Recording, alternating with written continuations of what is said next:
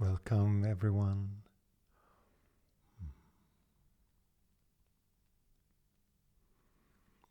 Can you hear me all right? Sound is good? Very good.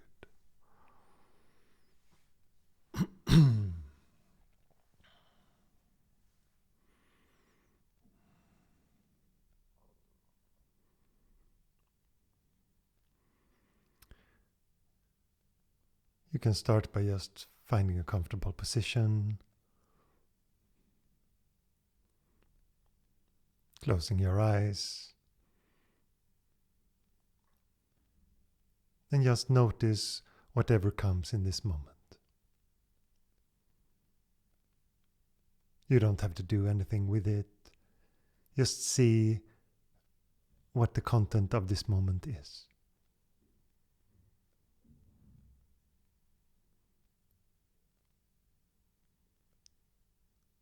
Whatever feelings is there, what emotions, thoughts, physical sensations, whatever it might be.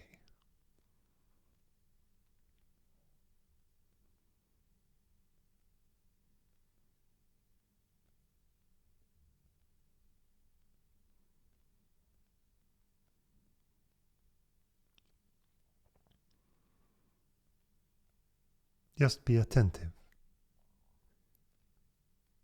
Be alert. Notice what is going on in the present. Let go of thoughts of future things or what's already been. Just watch those thoughts in this moment as well.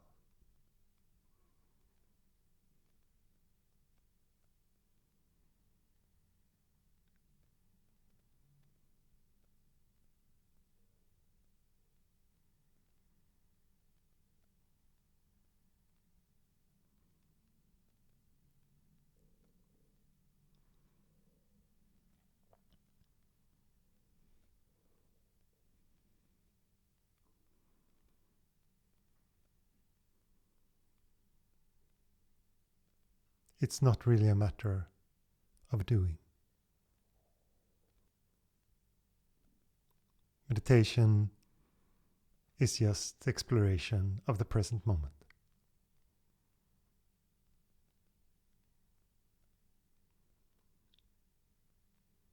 But even if the word exploration is used, it's not really a doing. It's just noticing with awareness what the present moment is.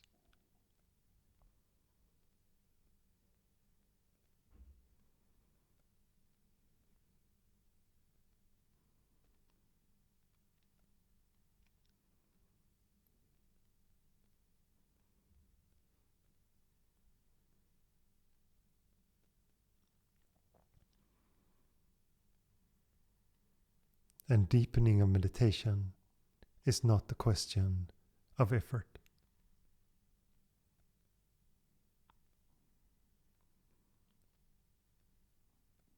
It is noticing that this moment contains everything.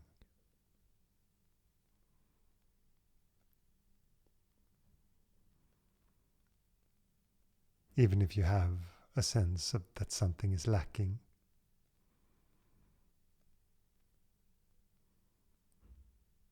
that has only got to do with identity. Because your whole experience is always in the present moment.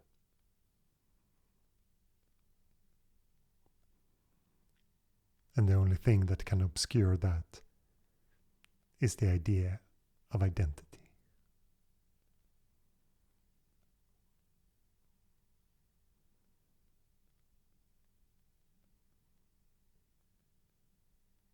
But for now, just stay with what is.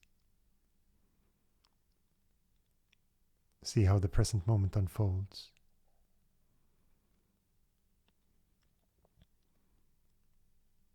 See how it naturally happens.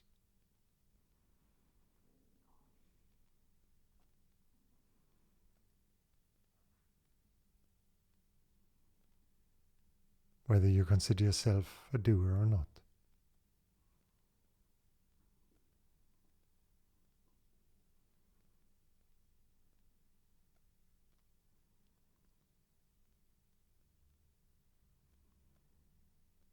And if you stay, one part of you might become a little bit restless, a little bit challenged. That's fine. But you will also start to notice that there is a deep stillness.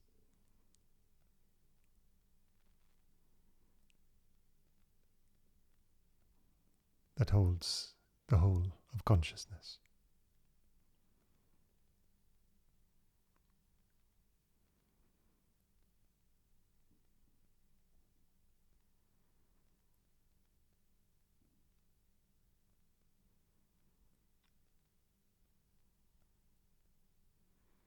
It can feel like something immovable.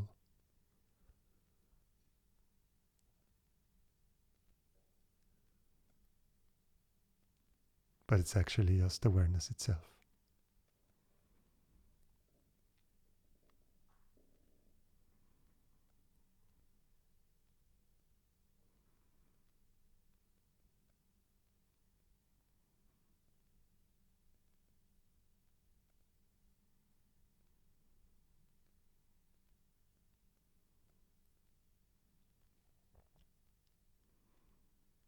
And if you stay with it, you notice that everything moves. Everything else changes.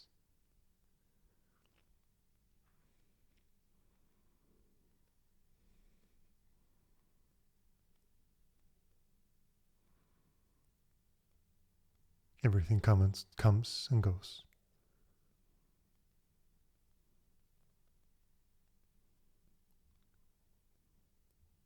And in every moment, this stillness seems to prevail.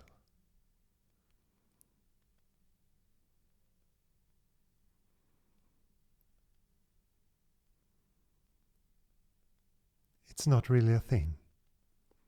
You cannot grasp it or hold on to this stillness. But it is the awareness that underlies everything.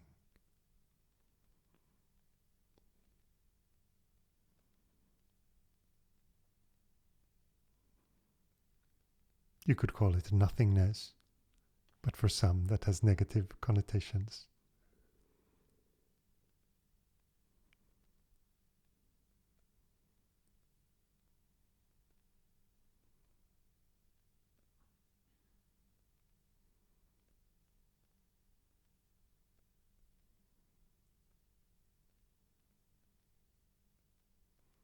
But it is the part that does not change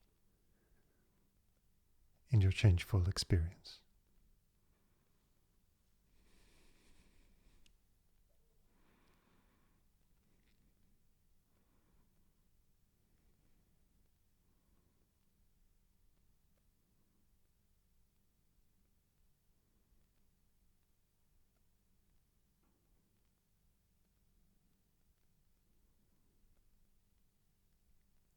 You are this moment.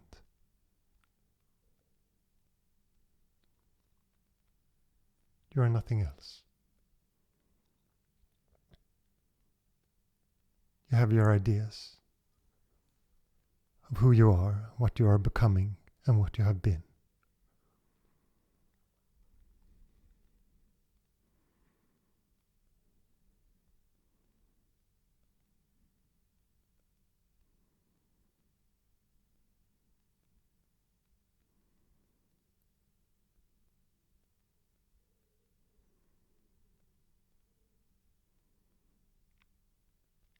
All those thoughts create something in time.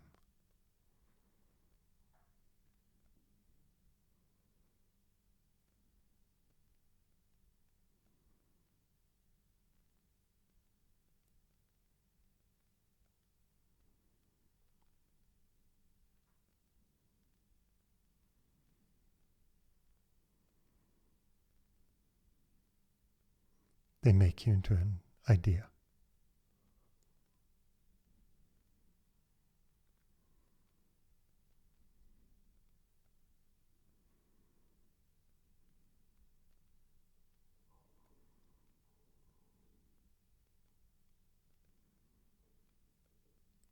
But you are not an idea.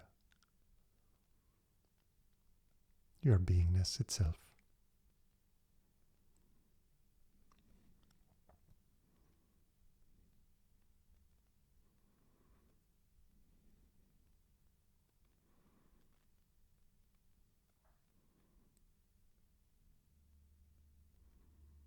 And the body and your world is just the expressions of that.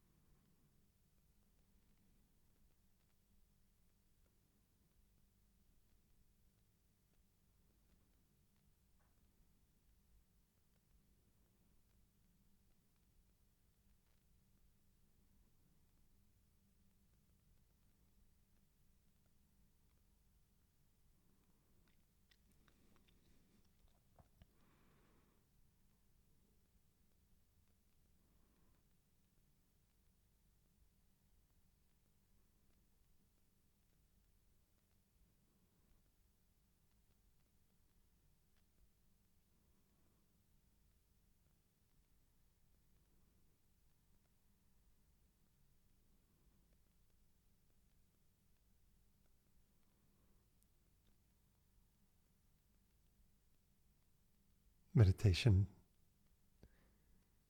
is inquiring. Inquiring into the depth of who you are.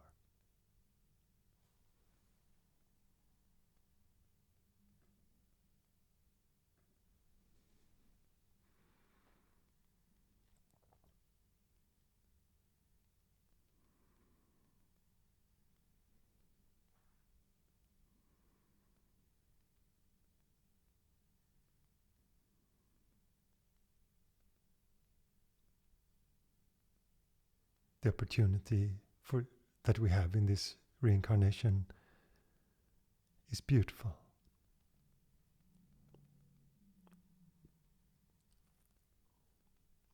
We have the possibility to investigate what we are beyond thoughts, beyond ideas.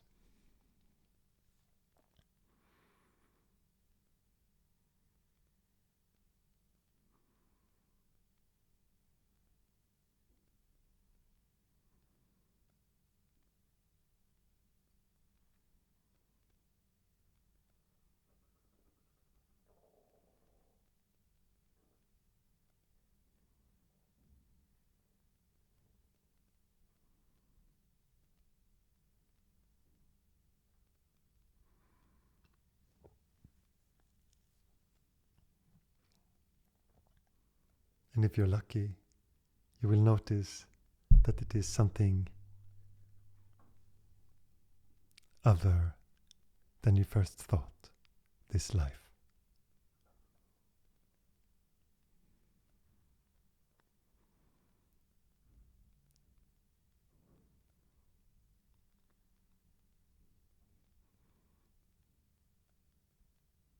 Maybe you came into meditation with expectations. What it would do for you, how it would change you.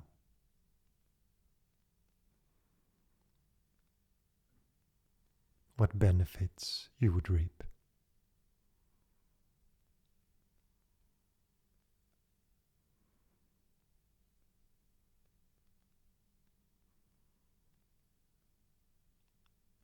And instead, you start to see that everything is this moment.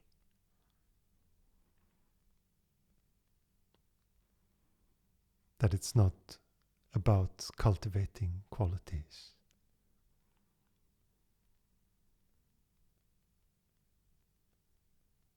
It's just being with this moment as it is.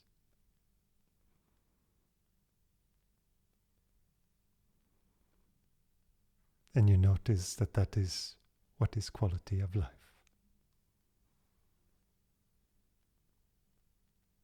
To accept the present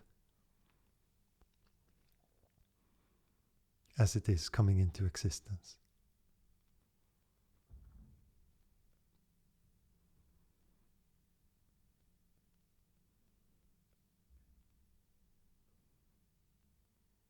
And in that, the letting go of expectations, the letting go of yourself as an idea in time,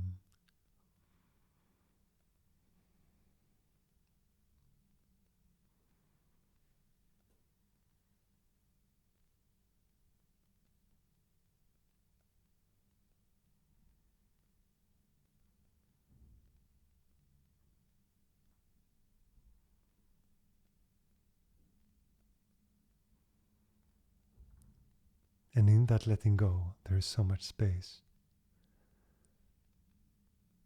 so much freedom.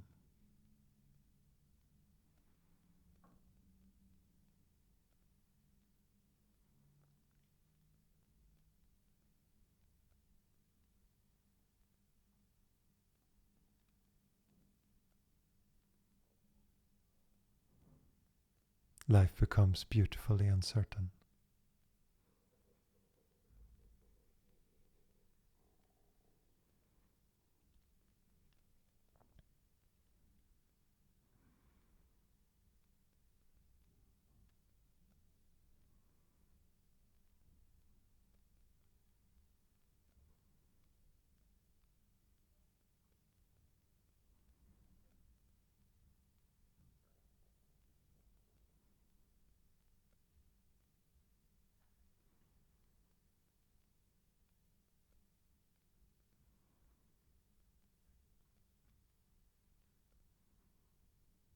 Every breath feels new. Every moment feels new.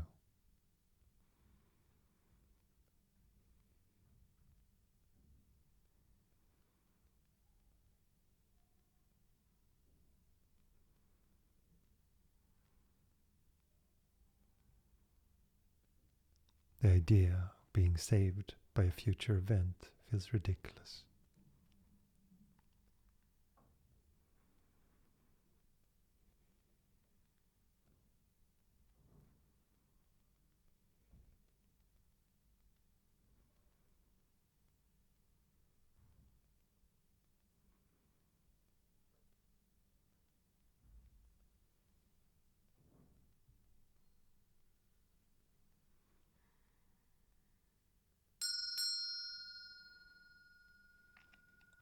You can open your eyes. You can move your body if you need to.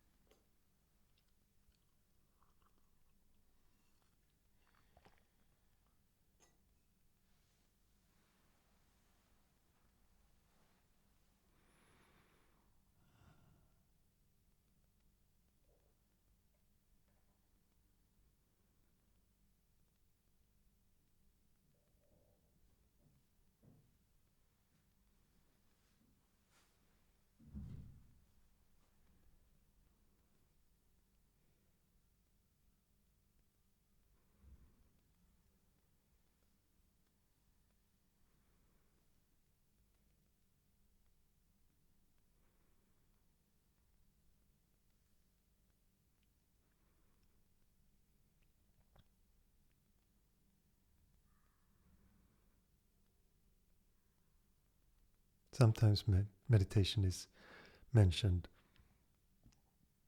as a subject, as something you can take on.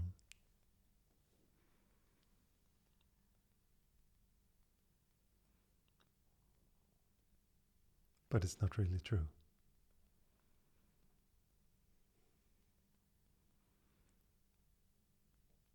Meditation is just a word for the naturalness of being. And whether you want to or not, you are beingness. It's not a philosophical standpoint. It's not a thought experiment. And as I said many times, you don't have to believe me even. You just have to look.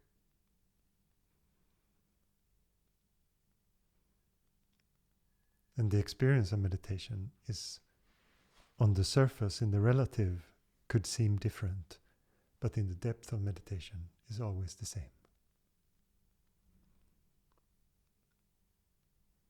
The experience of beingness for everyone. It won't help you to be super smart. It won't help you to have read any particular books. The greatest quality in meditation is your sincerity to find out.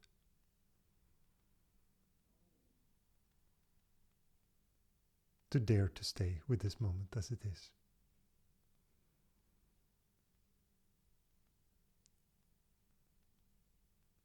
I would say that that quality is the most important. Sincerity and a bit of courage. Because you have to go outside of where you're comfortable. That is built into this. Because if you just go with what you're comfortable with what is just pleasing the mind, you notice that your world gets smaller. And after a while, you cannot stand just following the ideas of who you are. That's most people's story who come to meditation.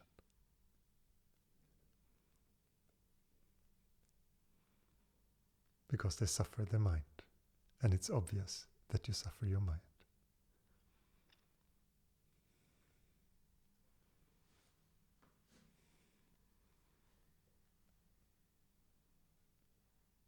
So you really have to look.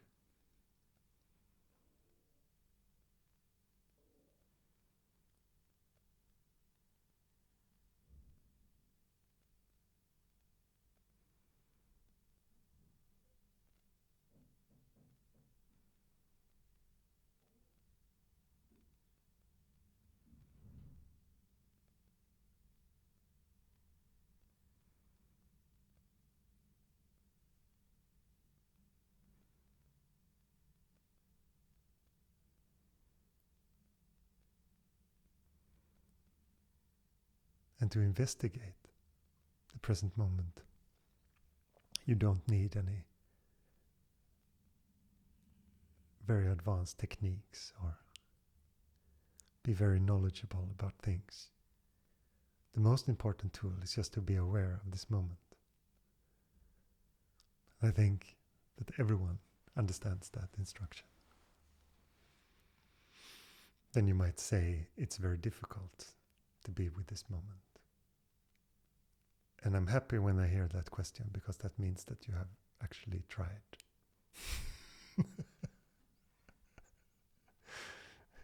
Because the instructions sound so simple.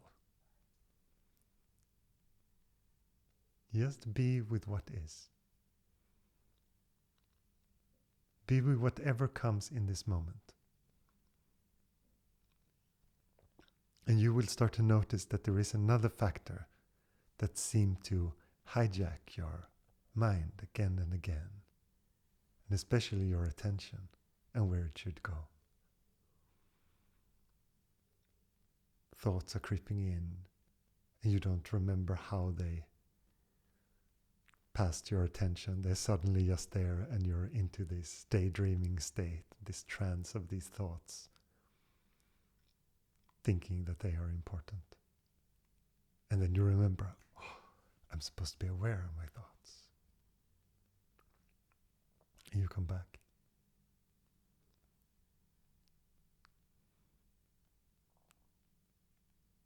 And you might think that this process is very tiresome. You've perhaps been meditating for years and it's still what's going on most of the time.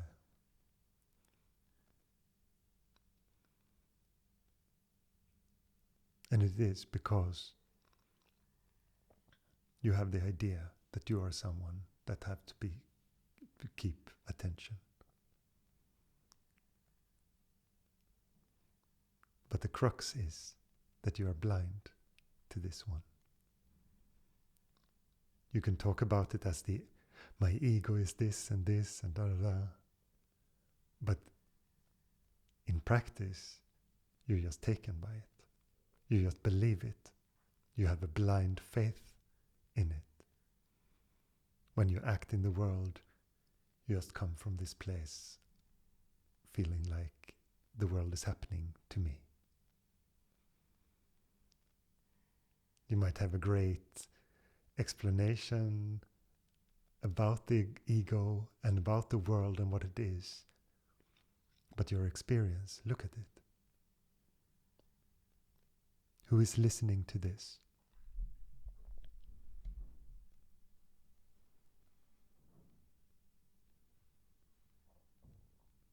You don't have to wait until after this class, you can look now.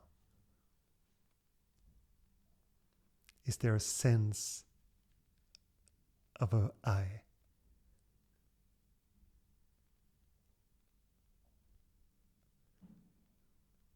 That has taken on the identity with this flesh suit.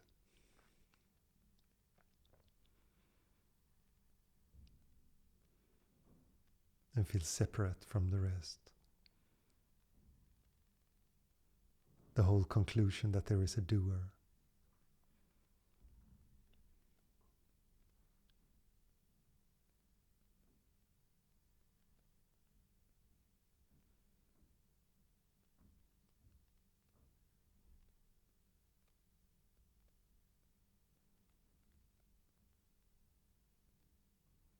You don't have to take that one for granted. It's okay to question that rise of identity. Because it's not the rise of you.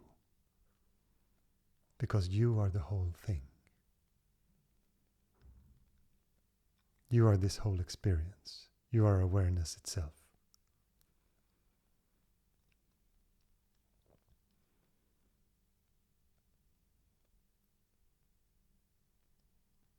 But you lend your identity to the body and to the idea of a separate self. And this is something that has to be upheld. It has to happen time and time again. Notice.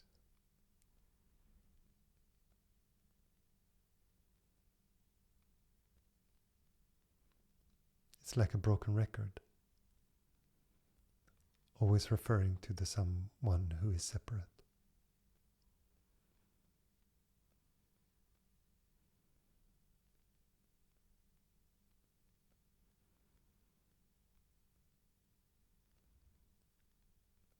When this causes your attention, it can feel almost smothering.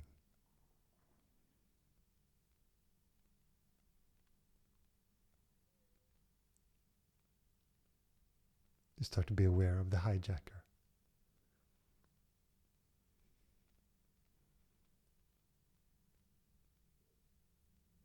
How it is quite desperate, trying to maintain its position.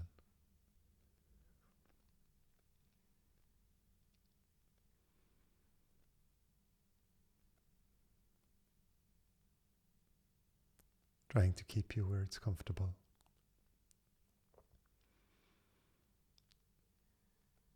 And the ego tries to keep you away from stupid ideas like just being here.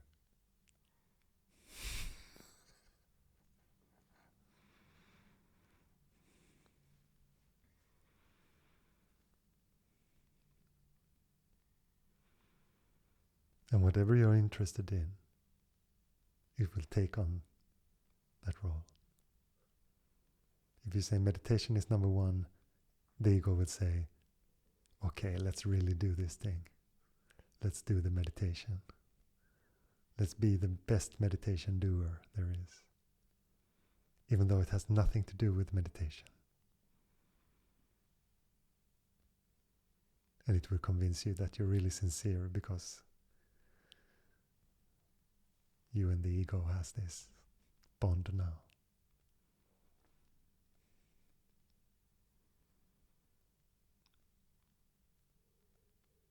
But if you scratch the surface, you will start to notice that the ego is not so happy with this choice.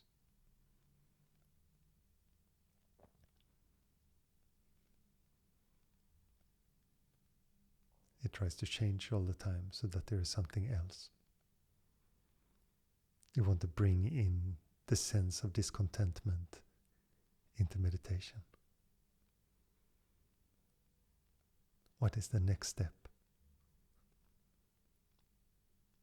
Maybe I have to go to more retreats. Maybe I should have more than one teacher. Maybe I should...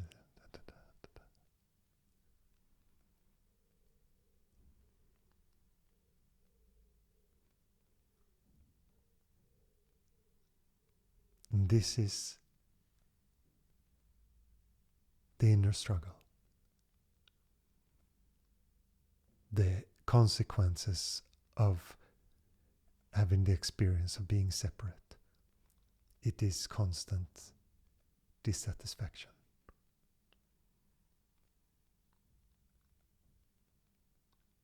Because when you achieve something, you can revel in that for a little while. But usually the mind comes again and says, okay, what's next? And now that we have this, what else can we do? And it again projects into the future and starts to long. And with that comes the suffering of not feeling content and the movement of that. And it's so normalized that we say that that is ambition or drive.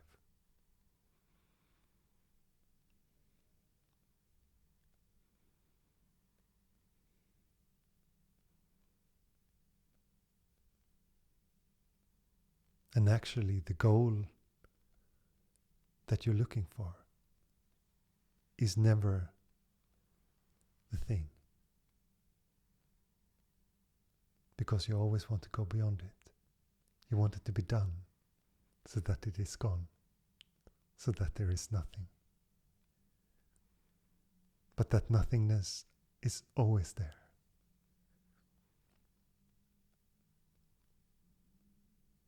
It's just not to go with the projecting mind that throws another thing into the future for you to long for. But for the egoic mind, this is very challenging. Because for the egoic mind, this means that there is no hope. And for many people, that is what keeps them. Because that feels too harsh. But that is just another extreme of the egoic mind. It has hope, so everything feels all right because some point in the future I will be all right. And if you would give up that, then there is hopelessness. And that is complete despair. So most people are so afraid of that, so they rather hold on to their hope. But beingness in this moment is neither hope nor hopelessness. It's just being. Because if you're going to draw a conclusion about what your situation is or what the future is, that's all have to do with identity.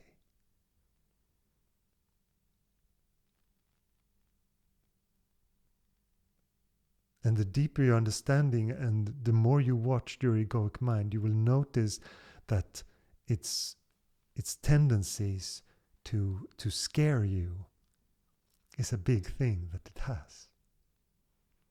And if you stop being scared by that and understand that this is just another thought, there's a completely different experience.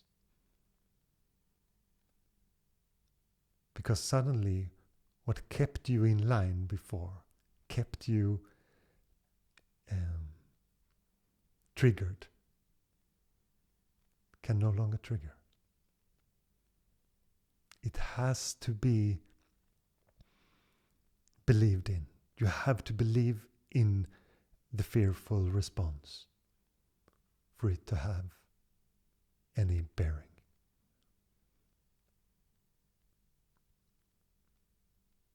Otherwise, it's just another thought.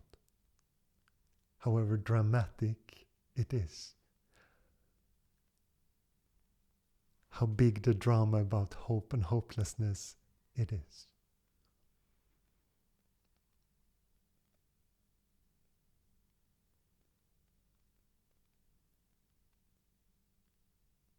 And you will only investigate fears as deep as you are comfortable.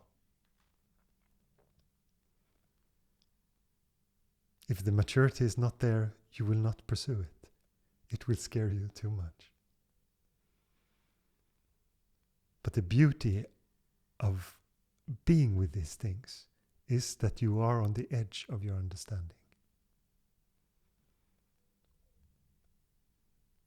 You understand that every time you do your practice, you come to a certain point and you always turn back. But if you go there again and again and again, you will at some point, it's always the same. It's always this edge.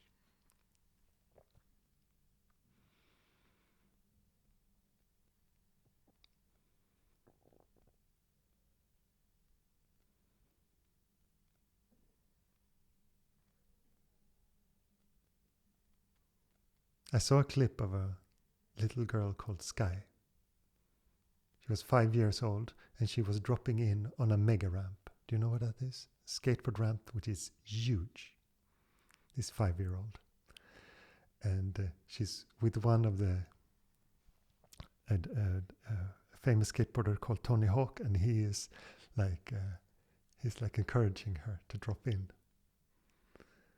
And he says, "You can do it, you can do it." And then she stands on this edge of this huge ramp, this 5-year-old girl. And she stands there and like you can see she wants to go, but she's so scared. And then she says, "You can do it, Sky, you can do it." And then she goes. And we have to stay on that edge. We are that little girl staying on the edge of this mega ramp, going into the unknown in our meditation.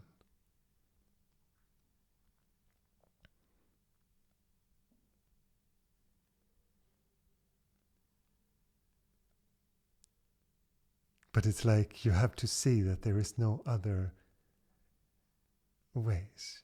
You move the same through, and you come to the edge of your fear. You look into the void and you're like, it's not possible.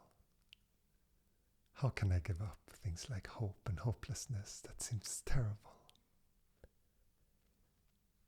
And the ego mind will say things, is that the life that you want?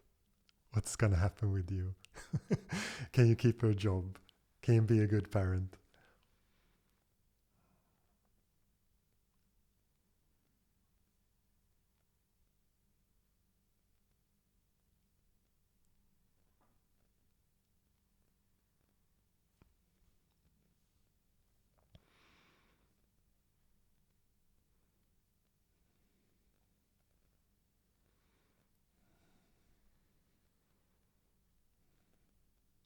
And those are just things, again, that the egoic mind uses to scare.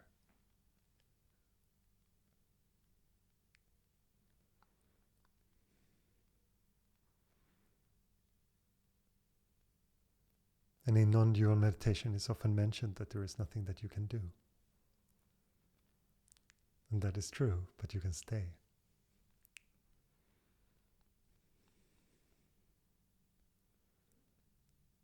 It's not a doing. It's just being.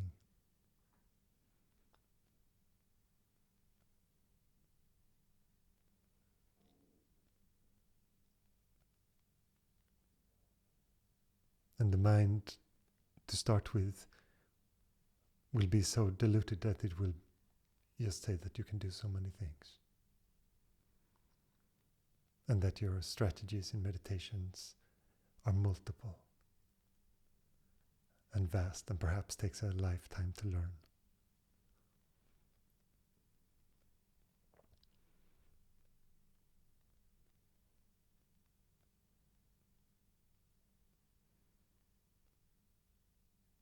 But being is not complicated.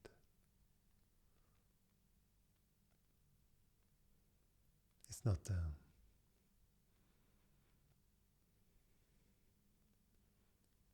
it's not the doing.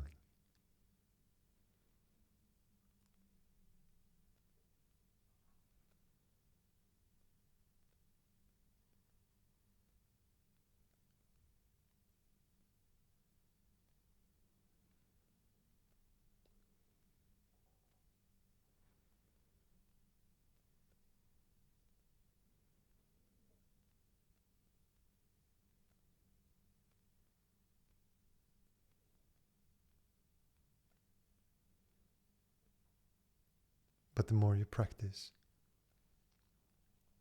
the more it will be obvious that there is not so many paths. Until the point that there is not really a path.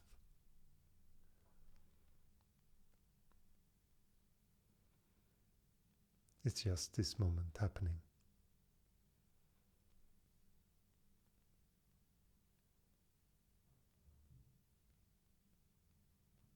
And the only choice that you might feel that you have is to stay as you are or try to distract yourself.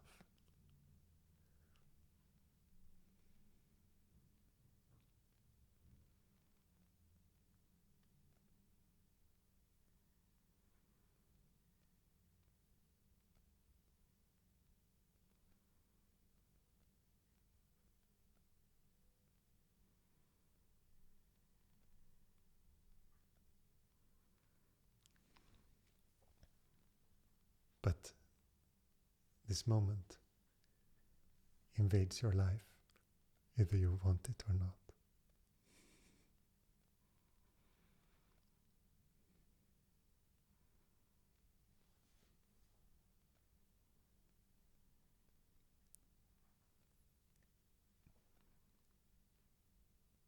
If you are fearful and follow those fears, those distractions, they will always come and bite you. And that is a beautiful thing. Because it just tells you that you're not in alignment with what is.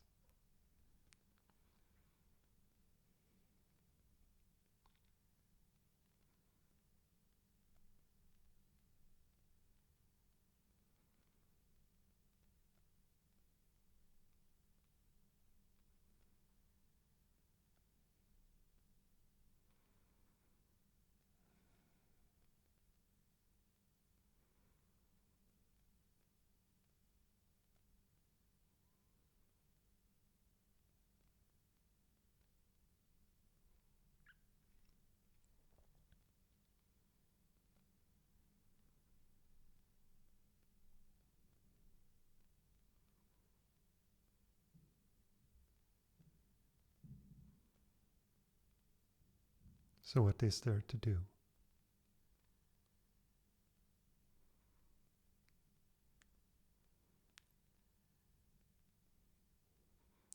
if you want to call it a doing,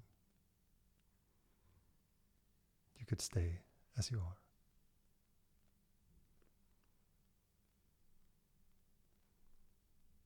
Because your experience will be that it requires effort. But the effort is not in beingness. The effort is in all the time believing that you are something else.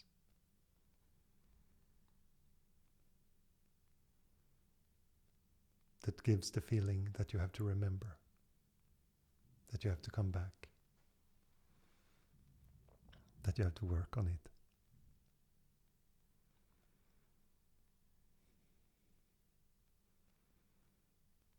And it can feel like you really have to concentrate.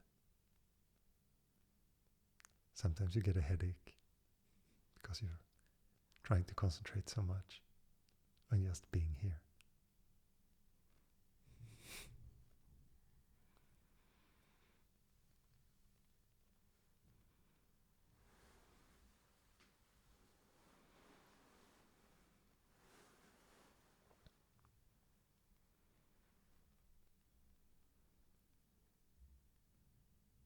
But this effort is just an initial effort.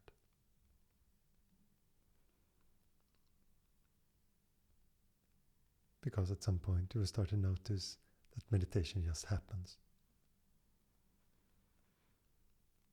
Maybe not even when you're meditating or think it's appropriate with meditation. It will just come.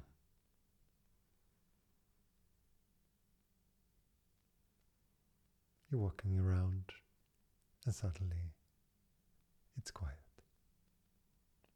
You notice that there is walking. People around you are talking. The experience is the same. But it's just happening.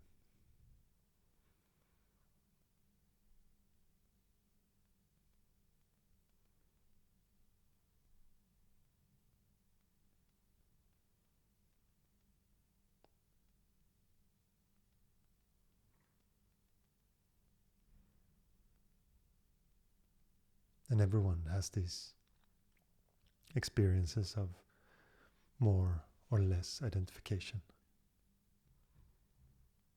That's usually what people refer to as a good or a bad day.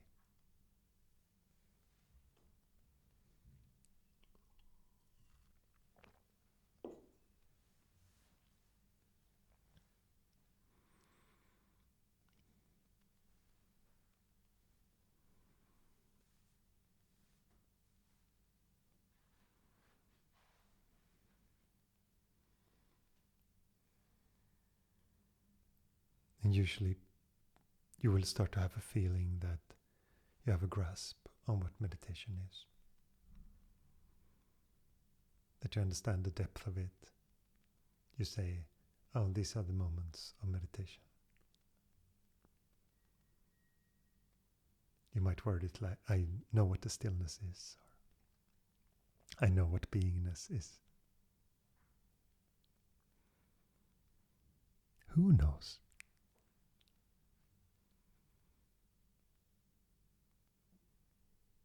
Who is taking on beingness? Just ponder that a little bit. Who is the one taking on beingness? Who is the one saying in meditation, I had it and I lost it? From what perspective is that?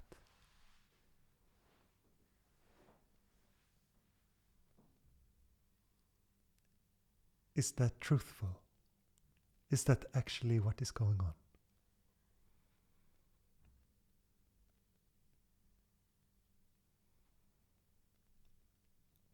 What is the beingness? Is it separate from you? Is it a thing that you have sometimes? That you have beingness? Be very truthful with yourself in how you view this. Because if you have a feeling that it comes and goes in your meditation, then you are something and beingness itself is a separate thing that comes and goes. That sometimes it's there, but it's sometimes lost.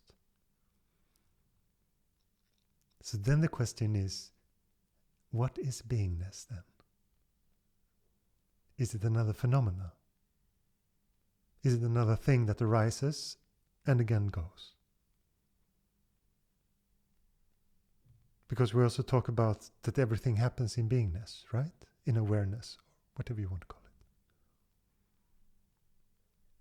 it. So everything happens in it. Where is beingness in that?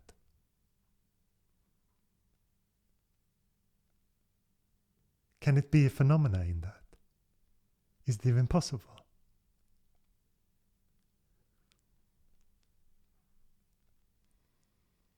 Is beingness an experience? Is it a situation that sometimes happens to you? And again, what are you?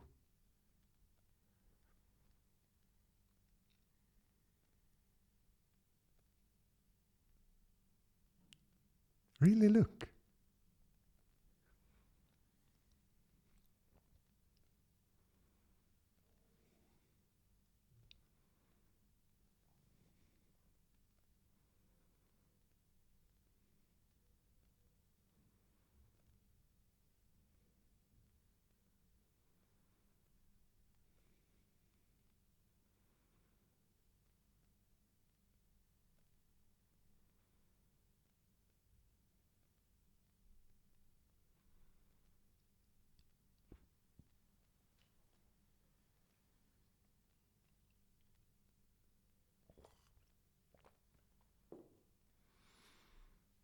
Oh, I see that Ulla wants to ask something.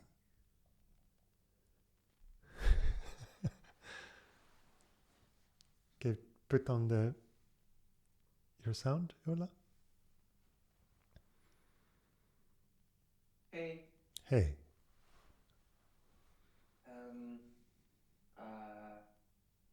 I read, a friend had a book from Nukunu, and it said something about like the more feminine way of just like he had been like in a silent retreat with himself for 3 weeks, and he said like it takes, I'm not sure, like a week to really get into this kind of meditative, and if you do it that way, he said, that's what I remember. And then he said like the masculine and or active way was like self-inquiry to really explore. Yes. So with that feminine way, would you say that that would be self-surrender, or would that be just like, or because my feeling is that self-surrender can also be active. Yes, but it's usually, there's a difference in these two qualities. I usually refer to them as the jhana and the bhakti quality.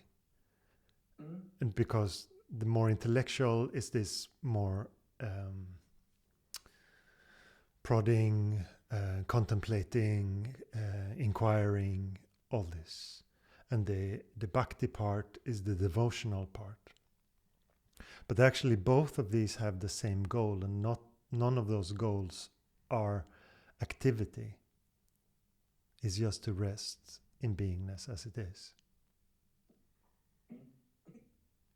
But bhakti does that. Would he mean that takes a week to go, like to be settled in that, and But self-inquiry is more like really exploring and really like just like grabbing, or not grabbing, but like really, I mean, in a more active way, just really explore deeply.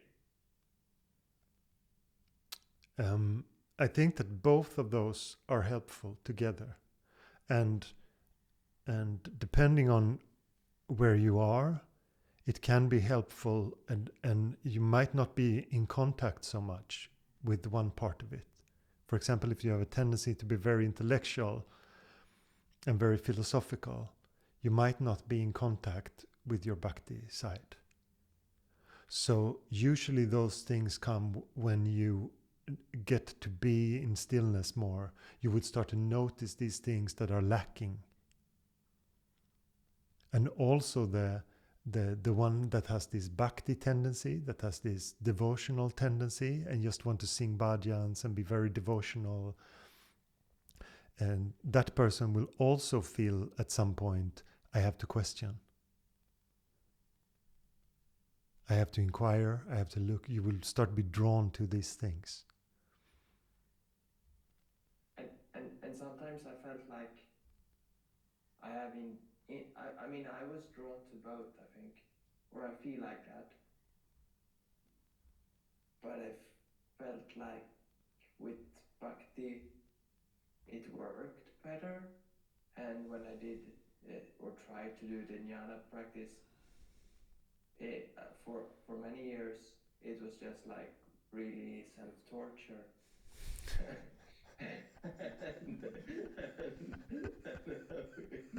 A lot of practice can feel like that. And a lot of practice is that. But it's a very valid point, because there are so many people doing different meditation practices without doing that is not very balanced. That is just, they're just into one thing. They have decided that is meditation. This concentration thing is meditation for me. And they just do that year in and year out. And they might feel some benefit from it, but they will often there is no change. And this is a thing to be aware of, that your mind should be more silent. It should have less beliefs, less things to deal with if your practice is working. In the beginning, it's difficult to see because there's just so much stuff. There's so many things coming up, and that can last for a while, but at some point it will be obvious what you are lacking, because you will be really tired of the things that just come again and again and again, and doesn't seem to have any resolution. And it can be simple things that you go into that seem really positive on the surface, like, for example, to have a positive outlook on life, like a strategy. This is very common, and people really try to cultivate this. But there is just a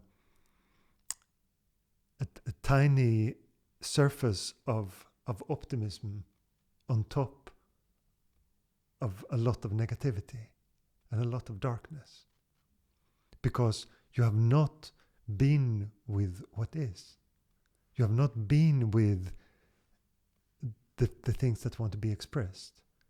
And during a retreat, for example, you have the possibility to really stay with it, because it's so easily for most people to just be distracted in their everyday life. It's so easy to just call a friend or do something. It's much more difficult to just, oh, the darkness is creeping up on me. I think I'm going to stay with this for a few hours. Most people don't. They're not going to take that. They're not going to cancel their dinner and say, I just want to stay with my darkness for 4 hours. But it can also be like if one reads like Advaita, because I had some deep experiences, and then when I read Advaita, I mean, that seemed to kind of like that. I mean, something in that felt very like, oh, this is like when I started to read that, this I just thought like this. I just felt like somewhere this is it, but I know I didn't apply it so well. That could also be like you. How do you say, downplay your needs and downplay like physical stuff, like you don't celebrate your birthday, for example, or you. I mean, if you intellectualize this, it Yes. becomes ridiculous, right? Yes. Yes.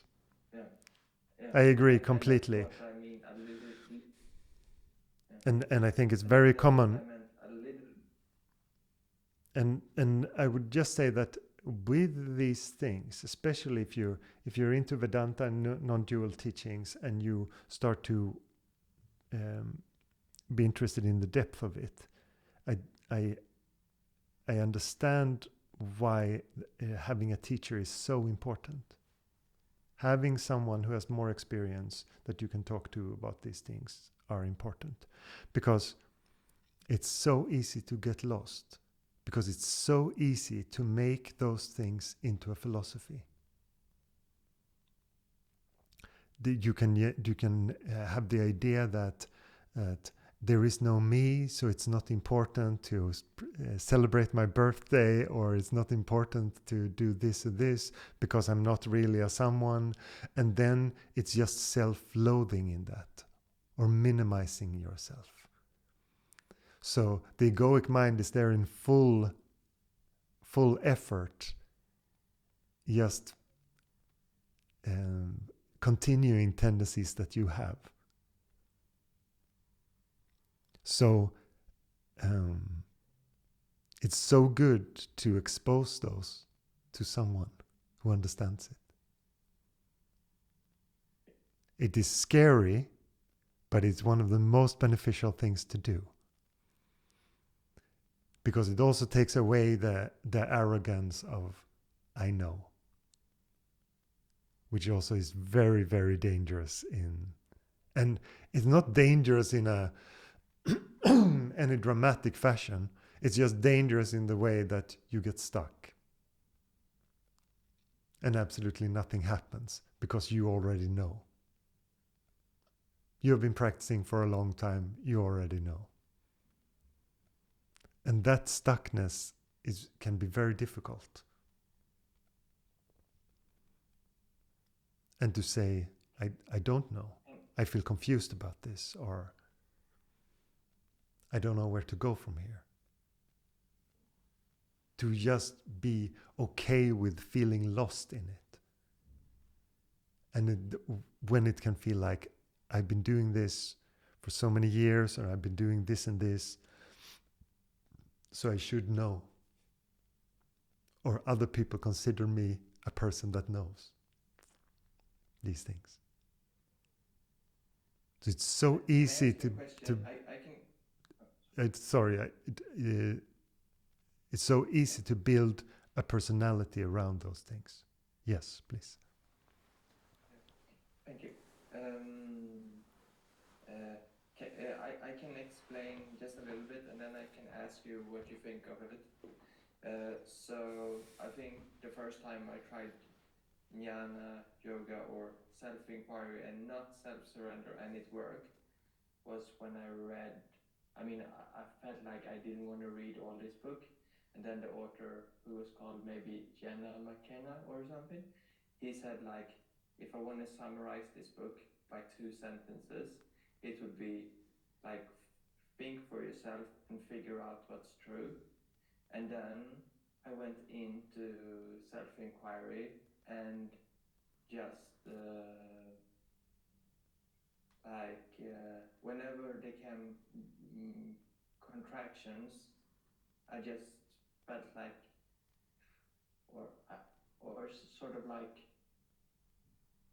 yeah, all contractions, I just kind of avoided them, but without trying. Do you understand what I mean? No, not really. No. Okay. So, like, I went in with, I want to know what's true, and whenever they came at contractions, like contractions for the body and from the mind, I just came back to know what's true, and wasn't so in other words not so interested in phenomena. Yes. And back to the point where you said before, is that again, it's good to observe, and it's good to be aware of your bodily sensations and whatever's in your mind. But again, it's so easy to go into a mode where you suppress things because you'd say, that's not important. I'm not important. Yeah. And again, the egoic mind is playing you with the idea of that you are not a someone. So the difficulty in this is to understand that it is experiential knowledge. It is helpful to question and to use the intellect and to find it logical and to question, is this really making me happy? Is this creating freedom? All that. But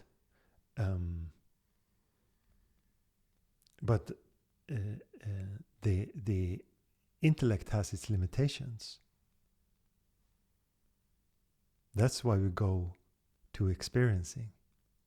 Because experiencing and awareness itself can be aware of thinking. Thinking cannot fix thinking. It can just create more thoughts. They are on the same level. Then the trying to fix the thinking with thinking, that is an impossible. It's like having a pool of mud and say you have to clean the mud from the mud. It will never happen. It will just be more of a mess the more you move around in it. But as soon as you go to just observing, and what I asked for before is just that you look into what you think that observing is and awareness is. Because most people have made awareness into a phenomena. They have an idea of how they grasp awareness. And it is an experience that is coming and going. So that's why I ask, is it possible that awareness can be an experience that is coming and going? And what is awareness coming and going in, if that is so?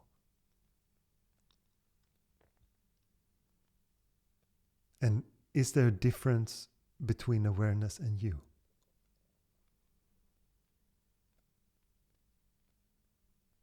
You can question it intellectually, but you have to look also.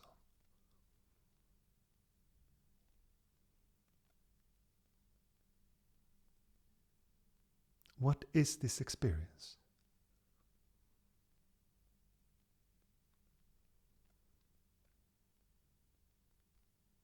Is it a playground to find the right experiences?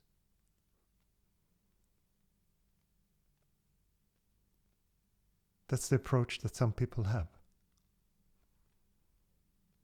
What is it to know awareness? Who is the knower of awareness?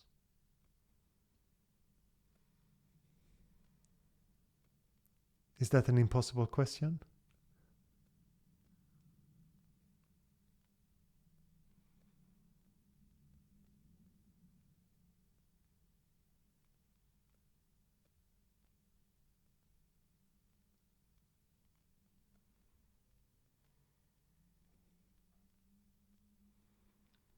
And if you feel confused by the question, that is not so bad.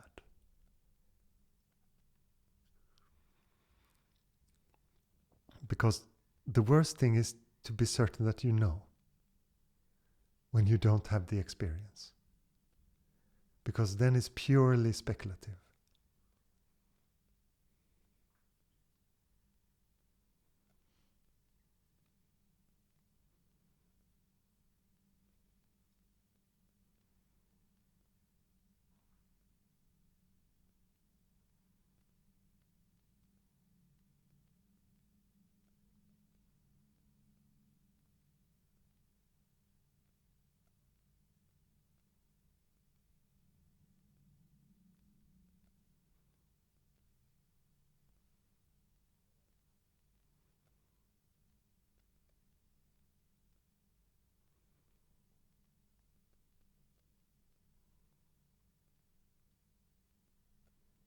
What is awareness? In words, very simple question.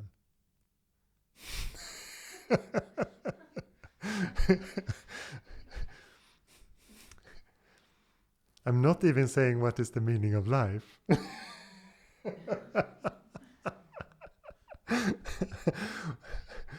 Or some other question that might be considered a big philosophical question. I'm just posing the simple thing, what is awareness?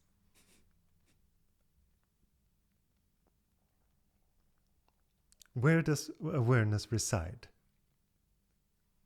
Where is its position?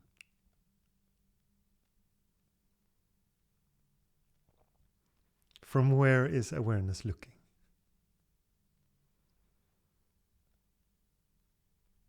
Does it have a position?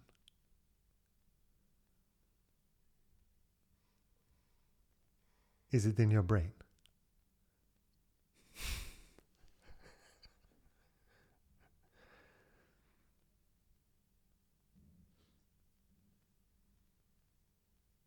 Is it experiencing from the crown chakra?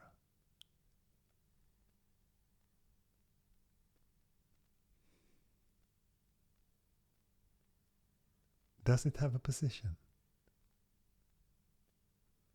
How far away from you is it?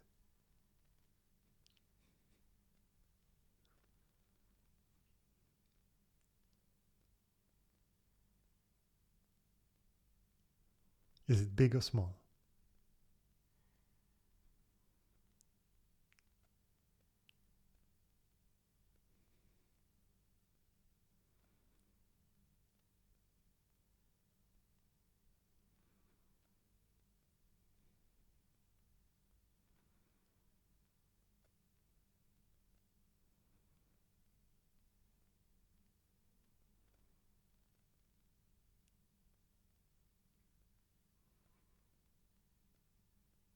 What is first?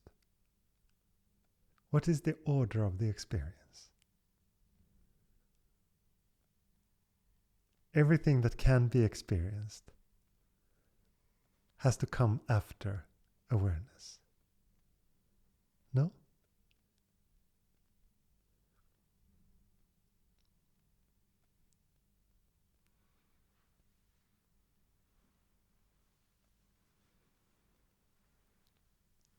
So a thought, phenomena. The experience of the body and bodily sensations, phenomena.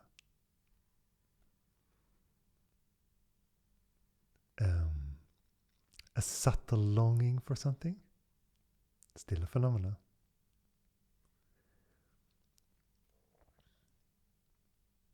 A belief, as a thought, as a tendency, still a phenomena. Even though very subtle, still a phenomena.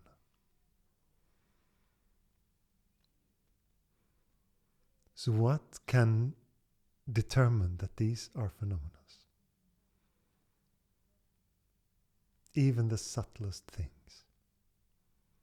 Even the things that you would say is not physical, but is an experience.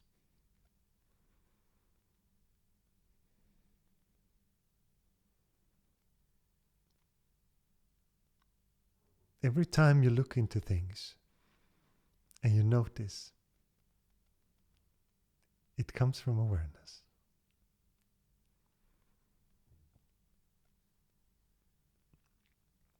You are always awareness, but sometimes you believe that you are something else. You will always fall back into awareness. If you reside of being a doer, you will always fall back into awareness. If you break the trance of the mind, you will fall into just being awareness.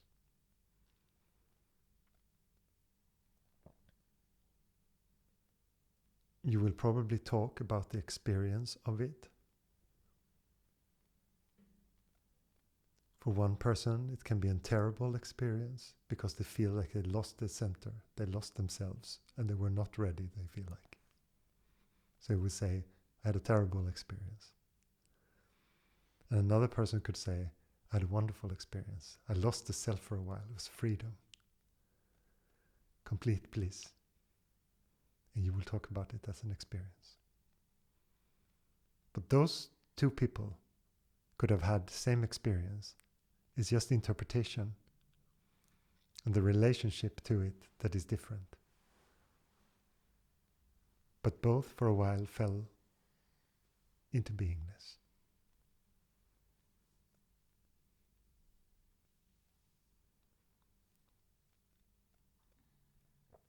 But none of them could force themselves into it.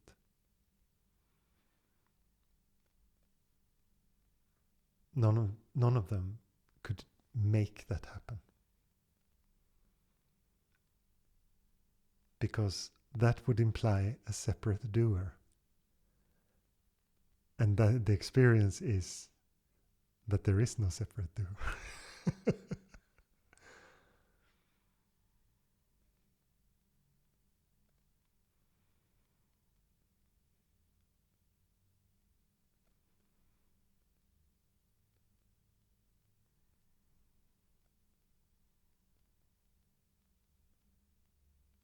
And if you inquire into this, you will notice that there is something that is much more subtle than you perhaps noticed before that upholds this separation.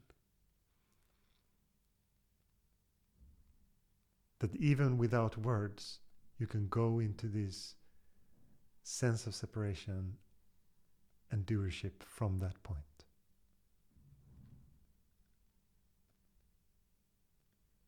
It's so subtle. It's just a belief that you are separate. That you are someone.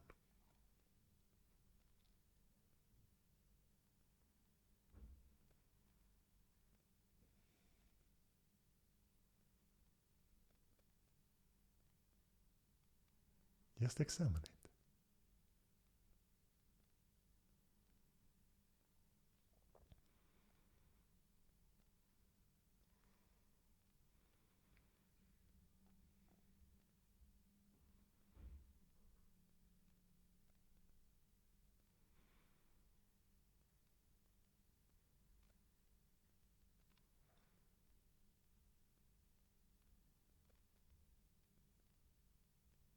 It's all practical.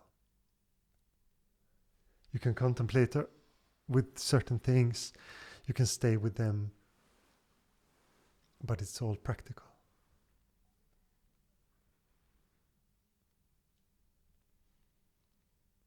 It's not a philosophy.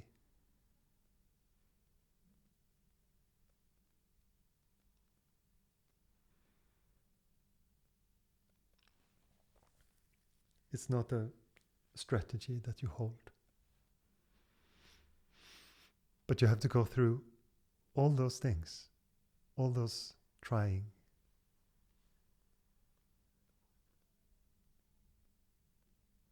Most have to.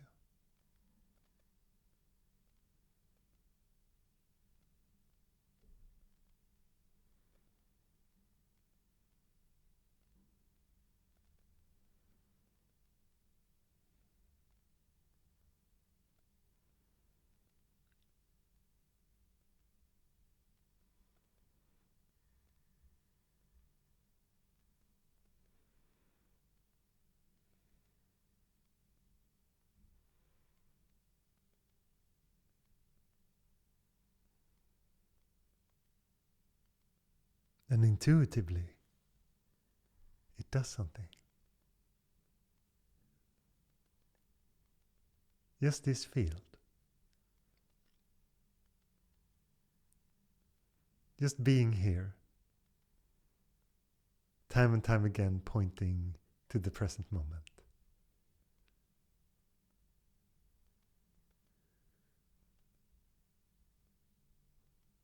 I had one man who came to my classes for a while and he said, I just like coming here because it's like it fills me up for the week. And 1 week later, I'm back where I was again, and I have to come and fill my cup of beingness. But I don't want you to come here to just fill your cup for a while, to get some energy. That's of course nice. But I want you to see that this is coming from you. That this same beingness is in you.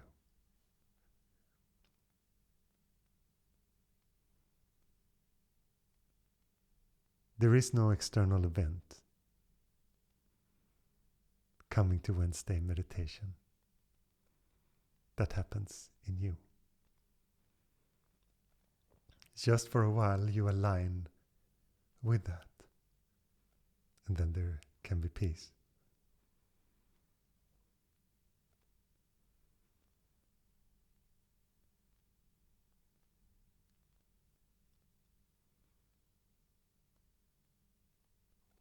I want you to find out that you are the source of that peace.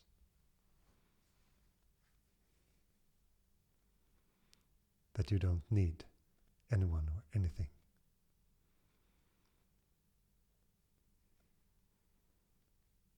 That you are free.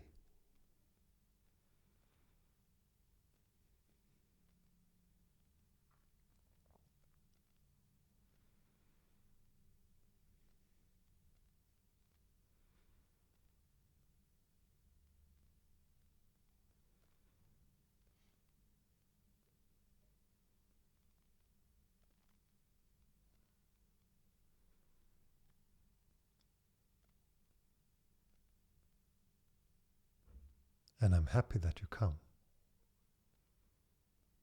But that doesn't mean that I need to keep you.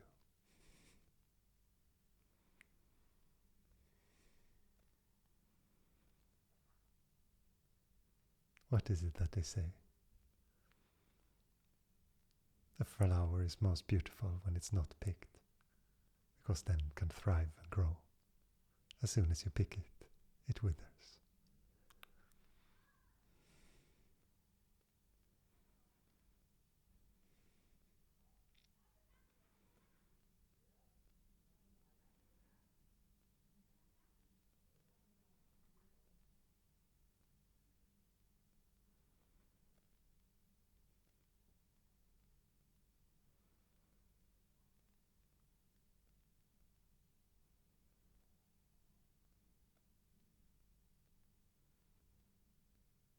Beingness is our greatest gift.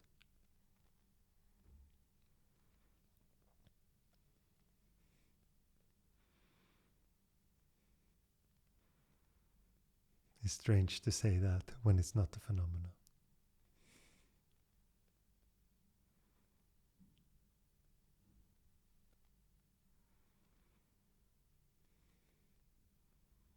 But that is how we experience it.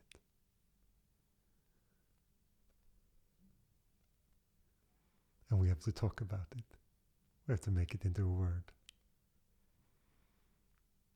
But there's of course a problem with that.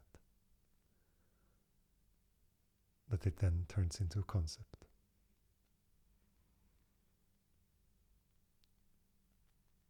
How can this be a concept?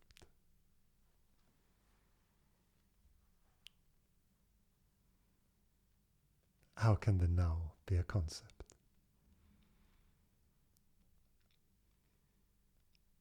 It just is.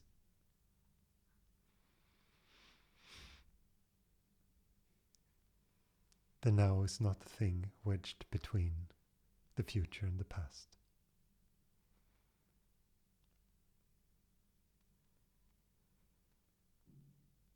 It holds the whole thing.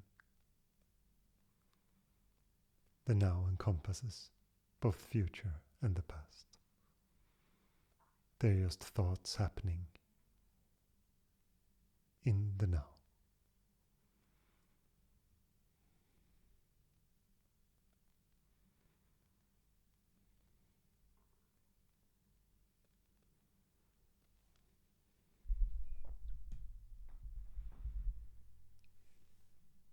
more questions today.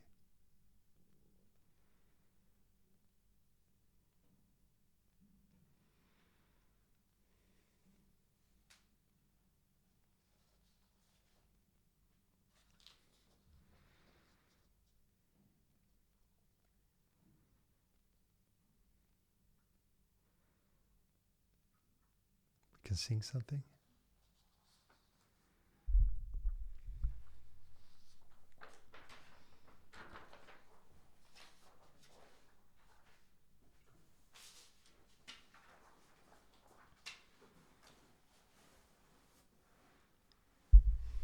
I think you even know them, or you will find out as we sing.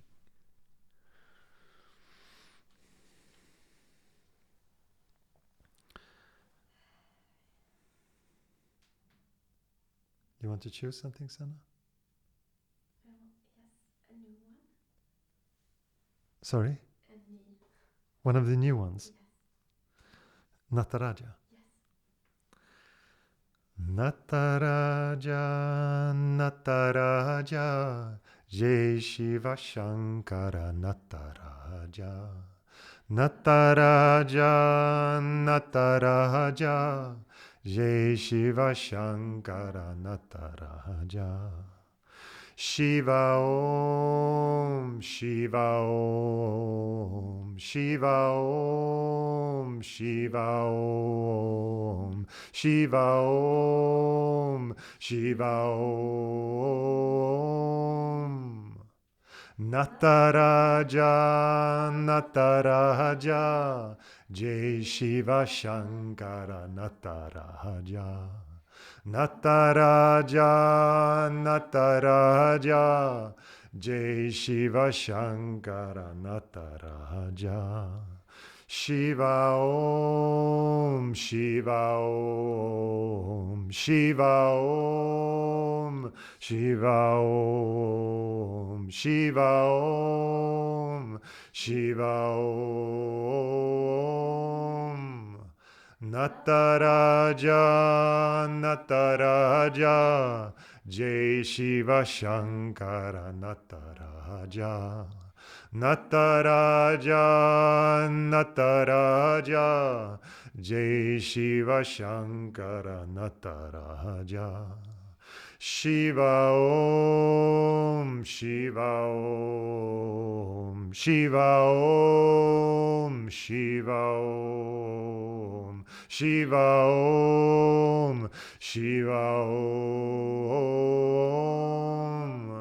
Nataraja, Nataraja, Jai Shiva Shankara Nataraja. Nataraja, Nataraja, Jai Shiva Shankara Nataraja. Shiva Om, Shiva Om, Shiva Om, Shiva Om, Shiva Om, Shiva Om.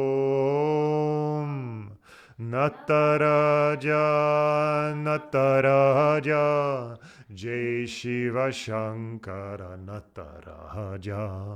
Nataraja, Nataraja, Jai Shiva Shankara Nataraja.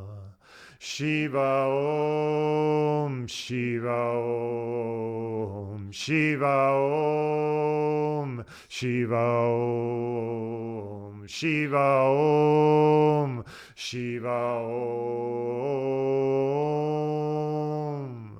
Nataraja, Nataraja, Jai Shiva Shankara Nataraja.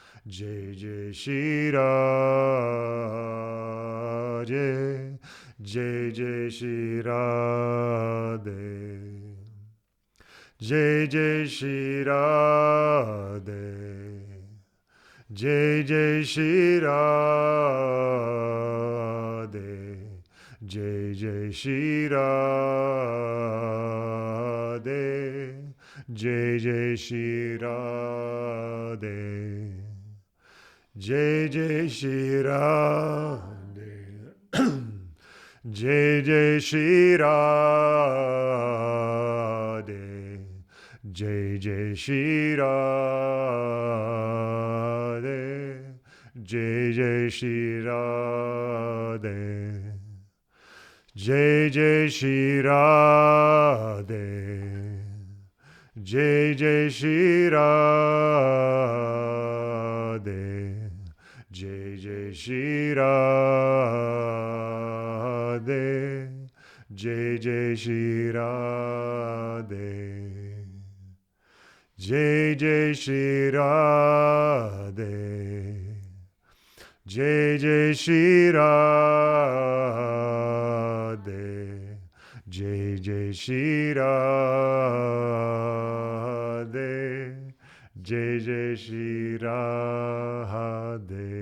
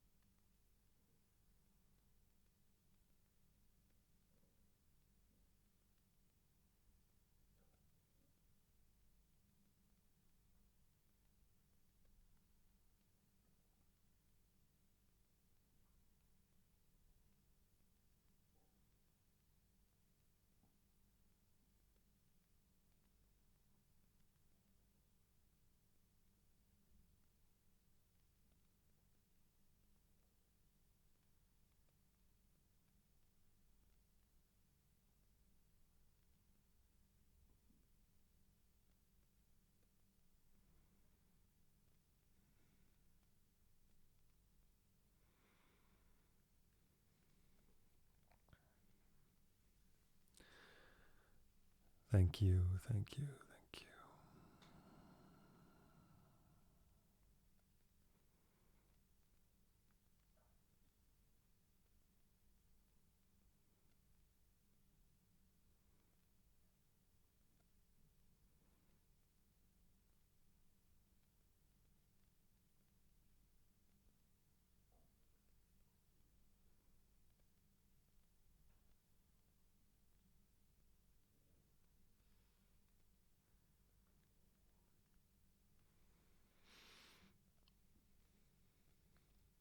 Thank you, thank you, thank you.